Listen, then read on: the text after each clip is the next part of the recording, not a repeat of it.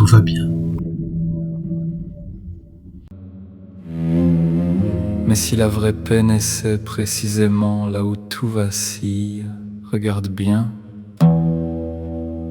Les apôtres viennent de traverser la violence, le rejet, la peur. Paul a été lapidé, laissé pour mort.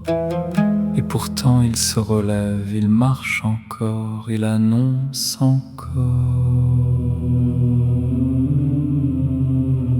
Et quand ils reviennent vers l'église, ils ne parlent pas de leurs blessures, ils racontent ce que Dieu a fait. Reste encore un instant. Il y a quelque chose ici que tu connais déjà sans pouvoir le nommer.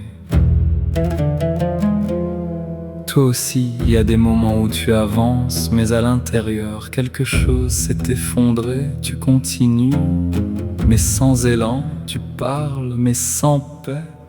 Et parfois tu te dis, si seulement les choses s'apaisaient autour de moi, alors je pourrais respirer. Ne pars pas maintenant, parce que c'est là que l'évangile vient te rejoindre. Jésus ne dit pas, je vais arranger ta vie, il dit, je te donne ma paix. Pas une paix fragile, pas une paix dépendante des circonstances, pas une paix qui s'effondre au premier choc, une paix qui traverse. Les apôtres l'ont vécu sans vraiment la comprendre. Ils ont été frappés, rejetés, incompris. Et pourtant, quelque chose en eux demeurait intact. Et quand ils arrivent devant l'église, ils ne disent pas « Regardez ce que nous avons fait ». Ils disent « Regardez ce que Dieu a fait avec nous ». Tu entends la différence? La paix commence là.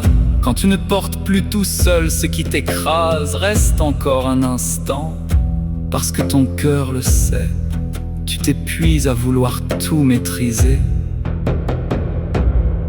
Mais écoute bien, Jésus va plus loin.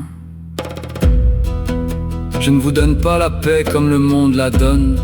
Le monde te propose une paix extérieure, que tout soit stable, sécurisé, contrôlé, mais cette paix-là disparaît dès que quelque chose échappe. La paix du Christ, c'est autre chose. C'est une présence. Une présence qui ne supprime pas la tempête, mais qui t'empêche de sombrer. Une présence qui ne t'enlève pas la peur, mais qui t'habite au cœur même de la peur. Que ton cœur ne soit pas bouleversé. Ce n'est pas un ordre, c'est une promesse. Dieu ne vient pas remplacer ta vie, il vient demeurer en toi. Comme une respiration plus profonde que la tienne, comme une lumière que rien ne peut éteindre, et soudain, tu comprends pourquoi les apôtres parlent de Dieu, et non d'eux-mêmes, parce que la paix qu'ils portent ne vient pas d'eux. Alors peut-être que rien ne va changer immédiatement autour de toi.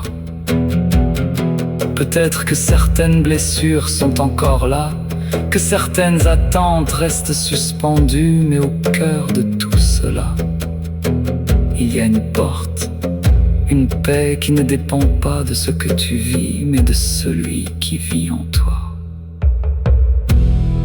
Et cette paix, tu ne peux pas la fabriquer.